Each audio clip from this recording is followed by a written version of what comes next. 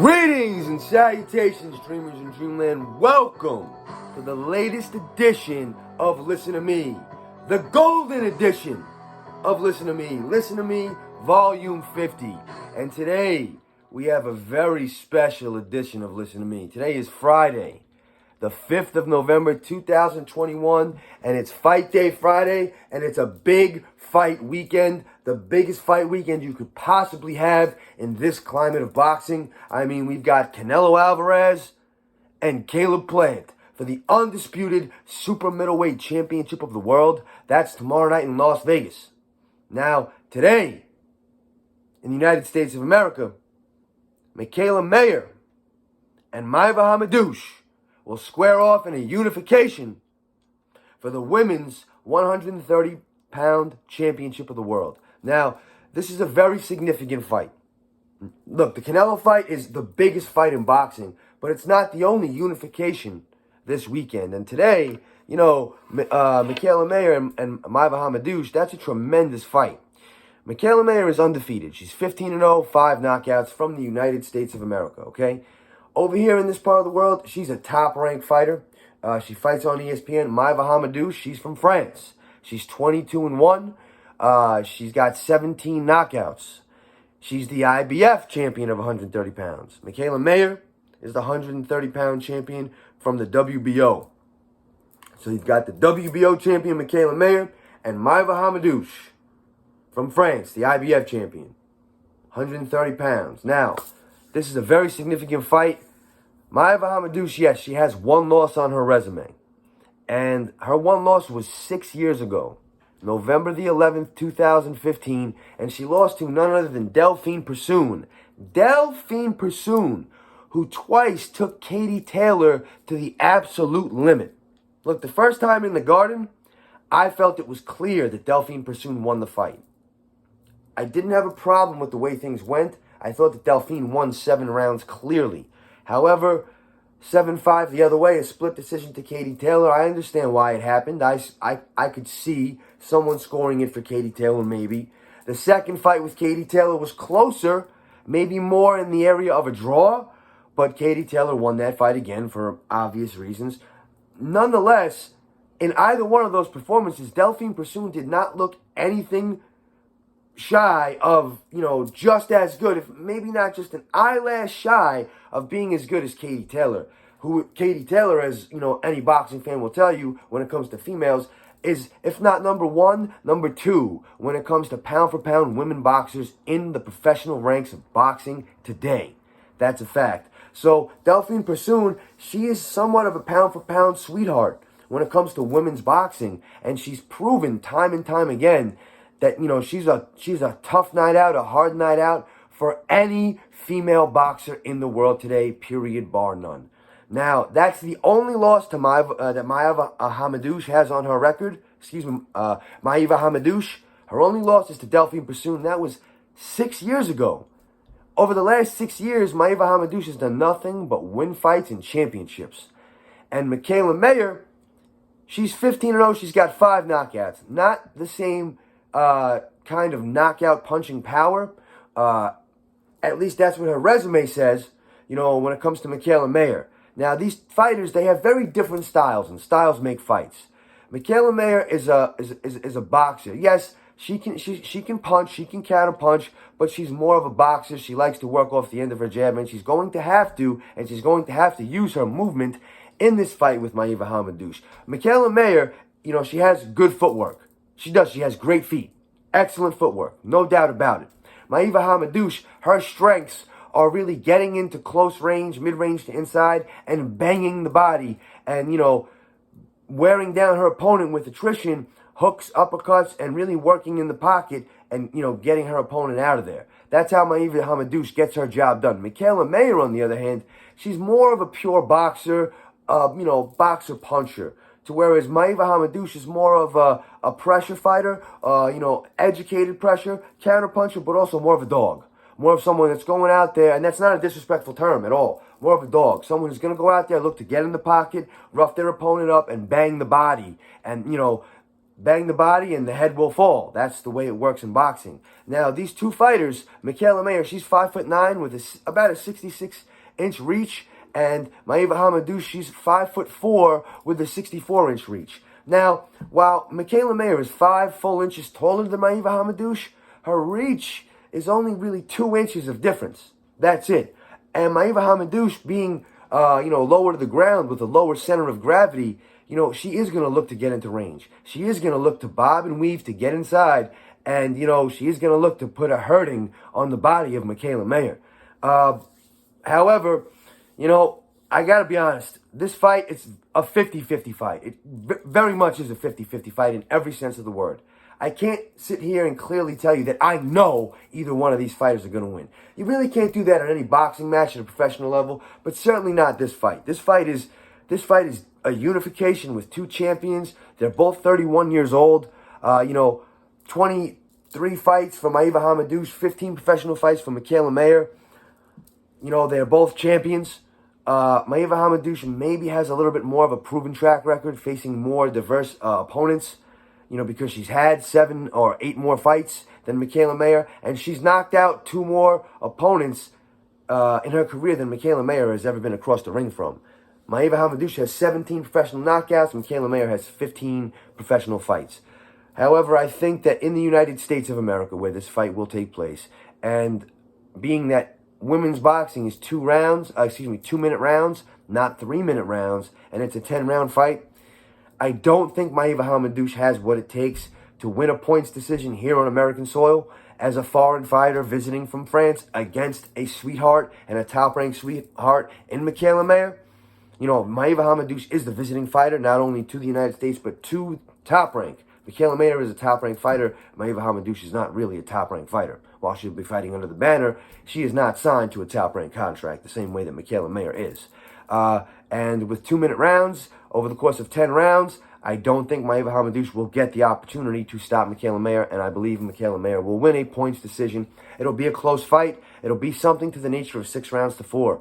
I don't think it's going to be a landslide at all. I think it's going to be 6-4 at the very best for Mikaela Meyer, and you're going to see a points decision today. Now, let's get to the big fight. Let's get to the reason that everyone's here watching the video, and let's get to the reason that your favorite boxing shaman, yours truly, everyone's favorite boxing shaman, The Dream, let's get to the reason that The Dream made the 50th edition of Listen to Me. Volume 50 was made for this fight, truly, at the focus and the focal point. And this fight is the focal point of boxing, and has been the focal point of boxing for the past few months, and, is the big focal point of boxing right now, and that's the obvious gorilla in the room, the obvious elephant in the room, and that is the Canelo Alvarez, Caleb Plant unification at super middleweight. That's right, the 168-pound division in men's boxing will have an undisputed champion of the world after tomorrow night. Now, today is the weigh-in, and tomorrow night is the fight.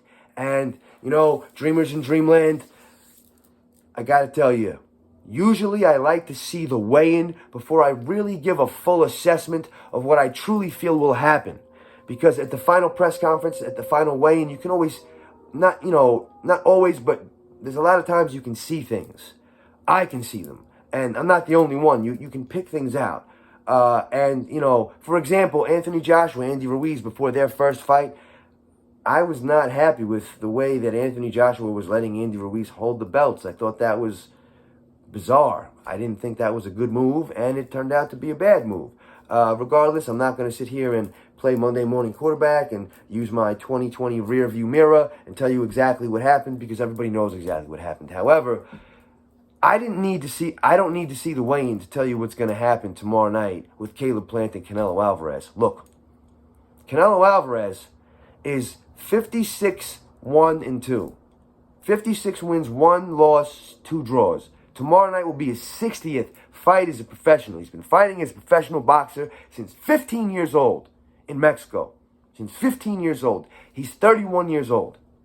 He's been boxing for 16 years as a professional.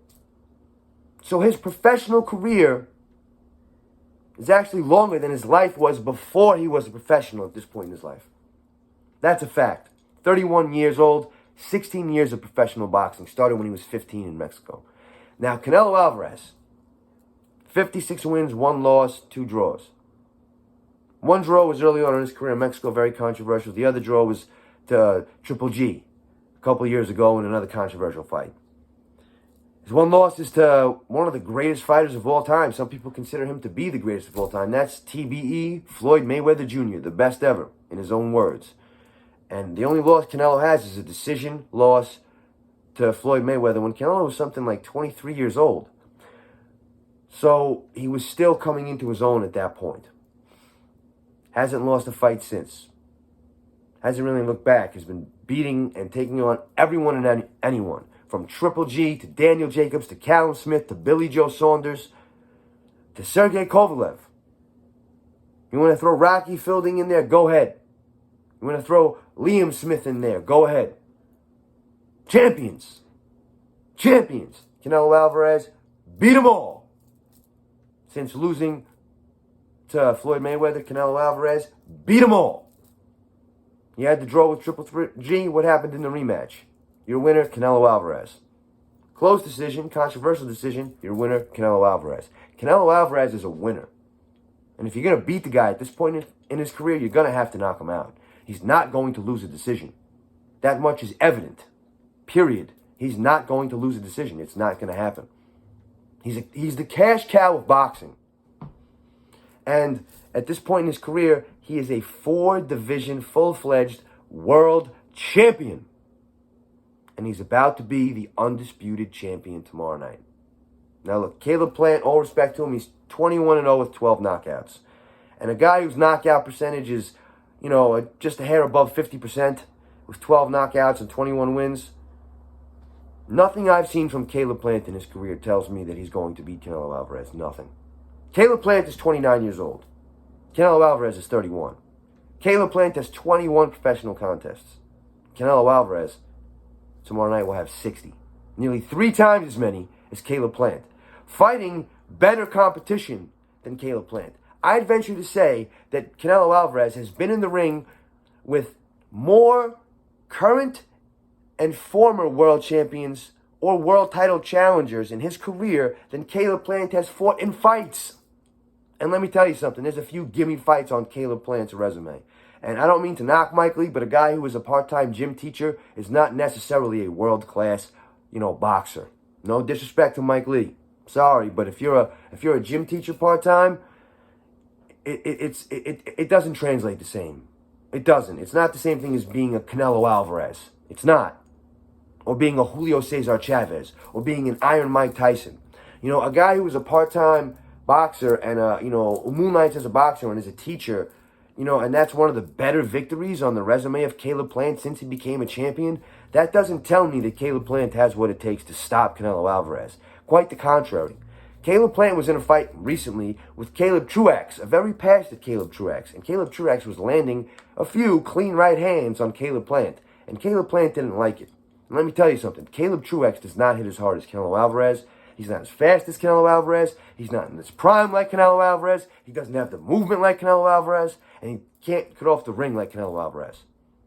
Caleb Plant is athletic. He's 6'1", 74-inch reach. Canelo Alvarez, 5'9". Okay, Caleb Plant's a lot taller, 70-inch reach. The reach is, 4 inches. Okay, that's considerable. However, Canelo Alvarez's movement to get into range, what did he do against Sergey Kovalev?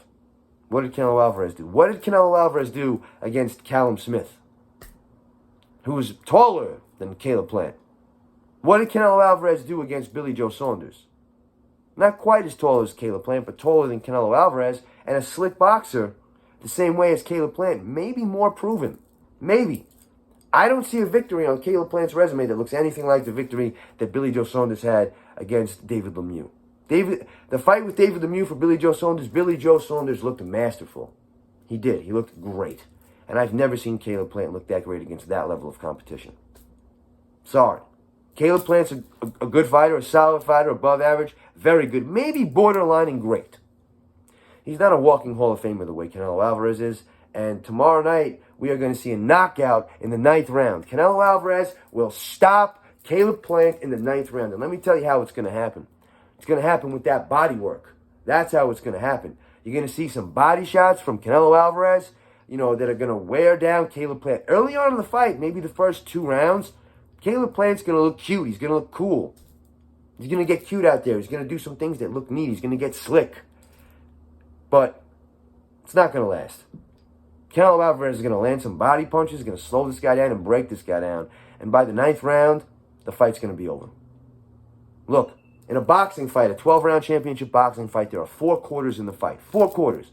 4 quarters, just the way they are in a football game. There are 4 quarters, just the way they are in a basketball game. There are 4 quarters. The first quarter is rounds 1, 2, and 3. That's the first quarter.